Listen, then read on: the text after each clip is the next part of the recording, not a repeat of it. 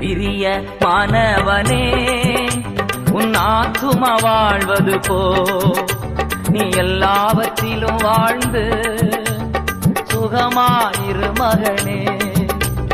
பிரிய மாணவளே உன் ஆத்தும வாழ்வது போ, நீ எல்லாவற்றிலும் வாழ்ந்து சுகமாயிரு மகளே.